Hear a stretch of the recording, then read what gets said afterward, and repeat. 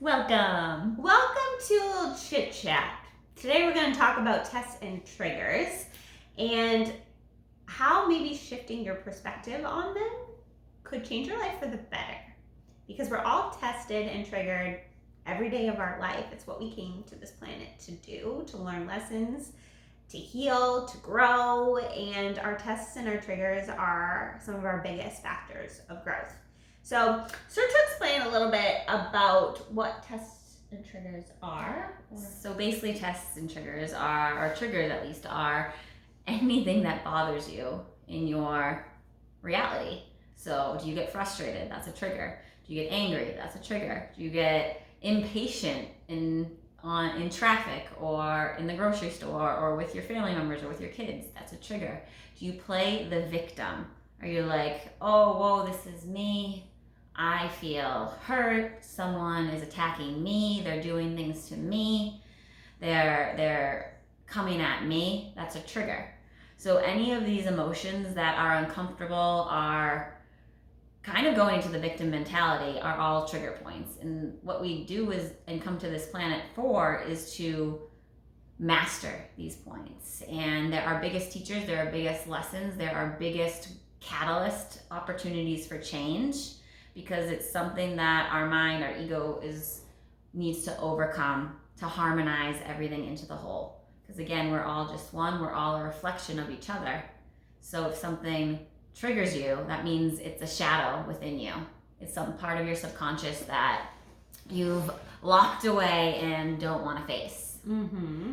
So the triggers can be either from people or situations, and the same goes for tests. So tests are kind of, things that come our way of like, okay, like let's say you get this new job opportunity and it's like, is this for me? I don't know, but it's like a shiny object. Let me take it, but my soul is telling me no. Or maybe this relationship, comes about that they have everything that you want on the list, but there's like no love or something, or somebody from your past pops up and it's a test of like, hey, do I think it's basically a test of self-worth of like, are you going to go back to old patterns, be with this person because you feel like you can't find anybody else? You're going to settle for less than you deserve because of kind of fear of being alone? Or are you going to pass the test and stand up and be patient and know you're worth more to wait for this amazing partner that has everything on your list that you deserve to come in?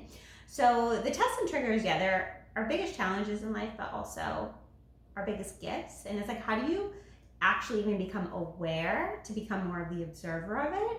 Because it's really hard to, like, if someone, let's say someone says something that is, you're in traffic or whatever, or someone says something super like, hey, like, you didn't do this right, or, like, I don't know, what's like a simple trigger that most people would get? Honestly, any comment from someone that makes your heart. Yeah, because I'm like trying to think of it, but like everybody has like I'll different give you an stuff. example. There's someone in our circle, and they were upset at us for something we're doing work-wise, whatever, and I just wrote a message to them and was just like, I really just wish you'd open your heart and get rid of the lack mindset. And they pissed off. Yep. I picked up, that's what can be a trigger for a lot of people. Yeah. Because that's what most people are, a lot of us are working on that lack mindset in this lifetime of like, so to hear that, and it's like, I'm not in lack mindset. If you get defensive, you 100% are. Yeah, if you become defensive, you're like, oh my God, I can't believe they said that. Oh my God, they're rude. Because it's not them. It's not the person. Even if someone's like, you suck, like that shouldn't still trigger you, because a trigger, if you are in mastery, someone says something to you and you're like, that's just not true. I just don't believe that at all. That means you're in full mastery. That means you're not triggered by it. But if someone says, you suck, you're in lack, blah, blah, blah, and you're like, oh my God, no way, da, da, da, or you get really upset, that means subconsciously you believe that about yourself. That's a shadow aspect of yourself that's locked away in a psychological prison it's an aspect of yourself that you either had growing up, like an emotional trauma, a belief, a pattern has formed around that needs to be accepted and integrated back into your heart. Because again, if you were standing in your power, if you knew that you were expansive or amazing or the most intelligent being in the world, or like didn't suck or just fucking awesome, you'd laugh and be like, okay, right? You know? So that's a good way to identify, like, is this a trigger of mine? If someone says something and it doesn't affect you, know that, like, okay, like, I think this isn't something I need to deal with, right? But if it does trigger you, we don't want to look at the other person and be like, oh my God, this person sucks, it's all on them, right? Who knows what they're feeling? They have their own triggers and tests to deal with, right? And it's nothing usually against you. Like, every time people says a negative comment, it's something that they're dealing with within themselves. So it's like, how do you kind of step outside of that and like take a few breaths and more observe it versus be in it? Like, when we think we're in it, we think we are those things, like, we start to act more out of like this reaction type mode of getting angry or, you know, upset or playing poor me. But when you can take a step back and actually look at it and be like, okay, what's the lesson here? Like, this person said I was in lack. I actually feel like I'm in lack. Like, okay, like, thank you. And I will look at it like, thank you for identifying that within me, because now I can go do the work to kind of figure out, why am I still in the lack? Why am I repeating these patterns? And that would, you know, lead us down more videos and talks of like how to do that, about like journaling, meditations, like talking about it, or, you know, whatever it is, kind of reprogramming that a little bit. But I'll give you an example on that. So I was just talking to Lauren about, she said something the other day that triggered me, and just to kind of like, so we don't, you know, that with her, I'm totally fine. Like, anything she does, like, I know she's on this path too. So it's so easy to be like, okay, like, but some people, they may not be on the path and ready to hear those things. So like, know that you're doing it for you. Right. But, so the other day we were talking, and, you know, we're down this like path of like, what are we doing with life, of trying to figure out like and save the world of our business. But, she was talking about like nutrition and how all of it's bullshit. And I've spent my entire career on that. And this sly comment comes in, and I like literally was like, you think my career is bullshit?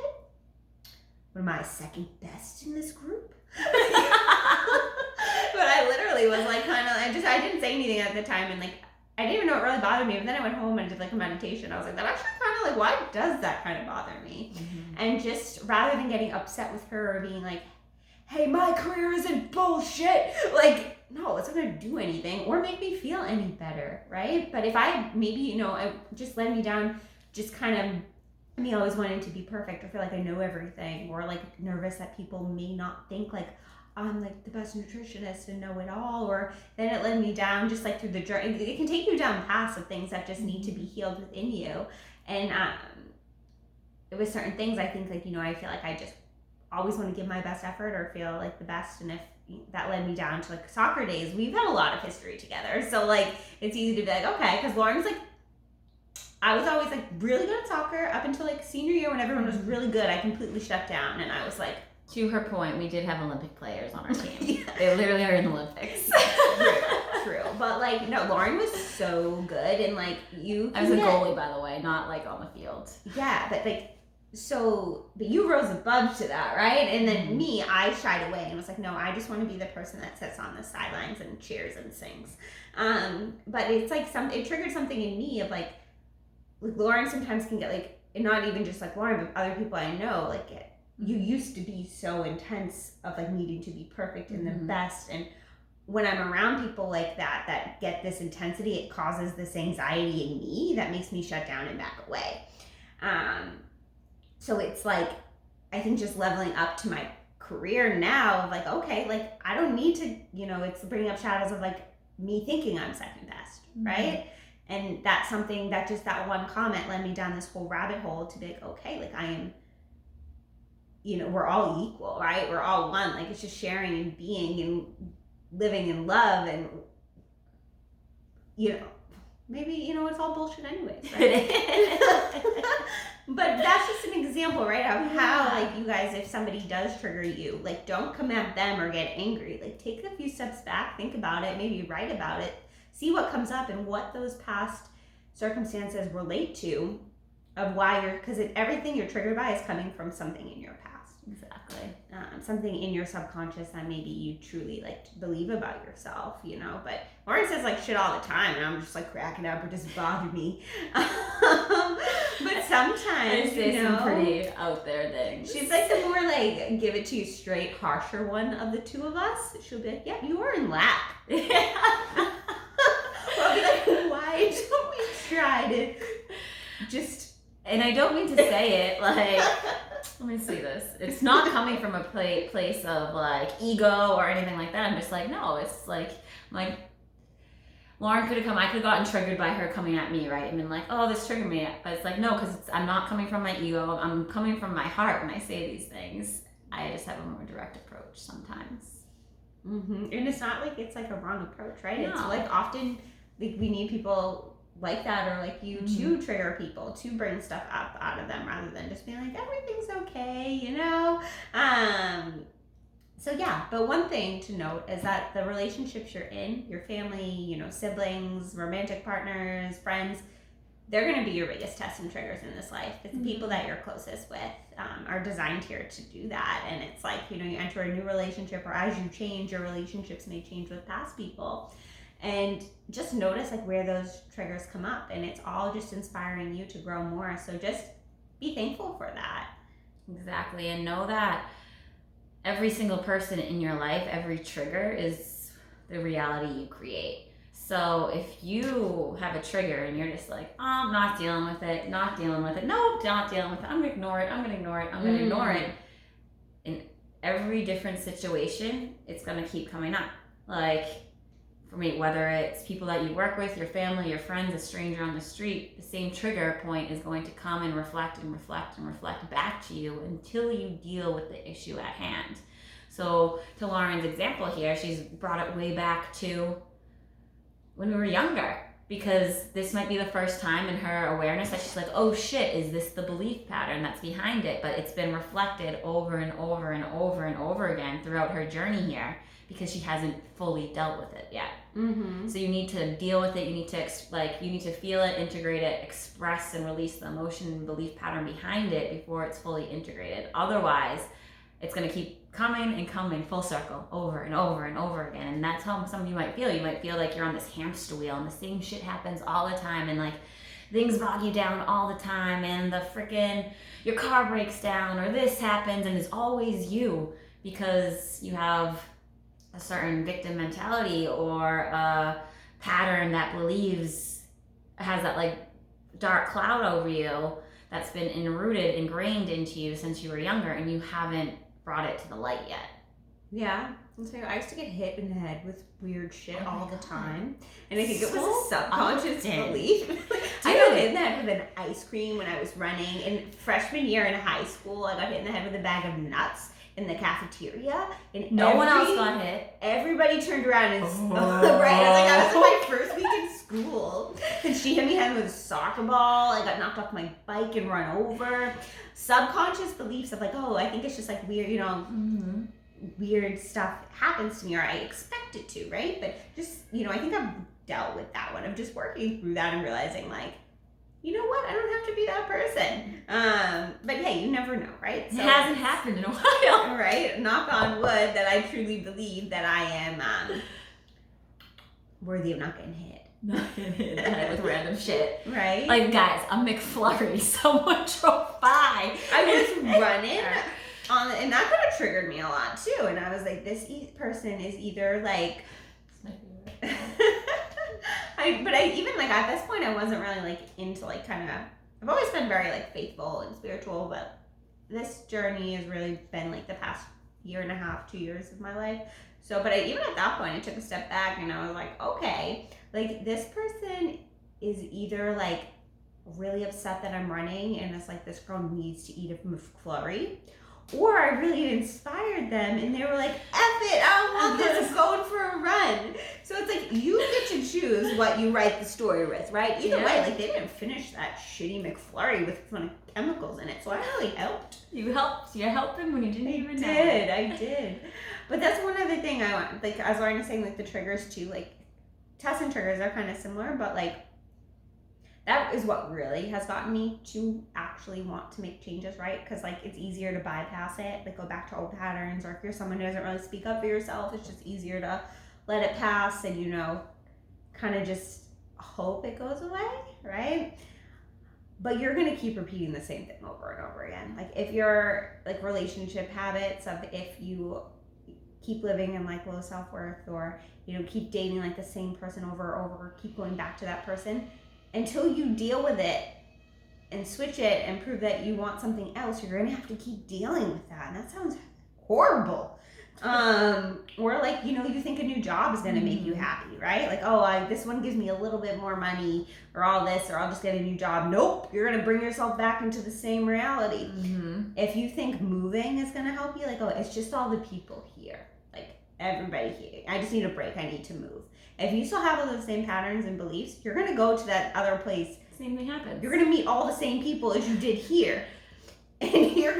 So it really comes down to working on you. And as you go through each of your triggers, as you become a master of each one, then like it just kind of slides off. And now I'm at a point where if I get triggered, because far and few between, I get like triggered, or I try to work on something like once a month because I'm triggered less and less now.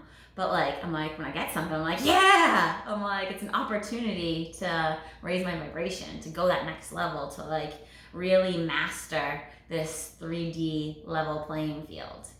And just what to do with your triggers, right? When you have it, journal. We love journaling. And then really write about the situation, write about what happened, write about where you felt it in your body, what were the mind, what were the thoughts going, like what pissed you off so much, and then trace it back. Where did you first feel that? Where did you first have that emotion? Where did you first have that belief pattern? Where did you first have that perhaps trauma in your life? Right, and it just comes down to kind of not getting down on your self-worth, but like thanking yourself for those experiences and like trying to think of some way to sum it up that's good, of like even if it brought you to where you are, right? And where you are is perfect. We're always in the right place. Yeah. It's just if you want to shift it and start to change your reality to not repeat it, we have power to do that too. So know that it's just the journaling is probably the biggest part for that, and to shift it to a place of and I personally think a lot of trust and triggers, for me in general, you can kind of attest to this or disagree if you want, but I think a lot of it comes down to just believing we're worth it or that we are love. So when you can kind of be okay, I was tested to feel like I wasn't good enough or second best, right? How do I shift that to actually start to believe it? It's you give yourself that love, you tell yourself you're enough, and start to take action into your life to prove it, even if you 100% don't feel it yet. So, just for instance, trying to use my voice more and not need validation from people of oh, you're doing good. It's no, I know I'm doing good, and updating my website and putting more emails out there and just different things like that. So it's ways that you can kind of push yourself past your limits a little bit to make some changes. Yeah, and on top of that, just truly cultivating and anchoring in gratitude and being thankful for the triggers, thankful for the people who are triggering you, and also having compassion for those people as well. Because forgiveness, because we're all one, and that's what causes the triggers. It's the step out of the idea that we're not all one, we're not all the same energy, and we individualize everything and then have that me mentality. But really looking at the people across from you who are triggering you and just having the utmost gratitude and compassion for them, because there are so many people in this world that are struggling. So many people. Yeah, it's letting go of separateness. That's where we struggle, is just kind of coming to this place of and who knows if we'll ever be truly healed, right? I think one day, but we're humans, we're here learning lessons, and you'll have times where you feel like you're soaring, and then one thing you thought you dealt with, you'll get triggered again, and you'll be oh shit. It's this, just ride the wave. Yeah, right? So that's every day I feel I take a step back and I'm just trying to if you can come at things from this angle, you can really start to slide through life of being okay, just thank you for this. And you come at it as more take a few breaths and try to find this centered, calm place, and then you can address it. Exactly. So yeah, anything else to add? No, I think that's perfection. No, let us know if you guys have questions, or if you need someone to chat with about any of this stuff, you can always reach out. Yeah, if you need someone to trigger you, I'm your girl. She really is. She'll tell you exactly like it is. She'll make you live and laugh. You don't love yourself. You're eating poison. Love you guys. Namaste.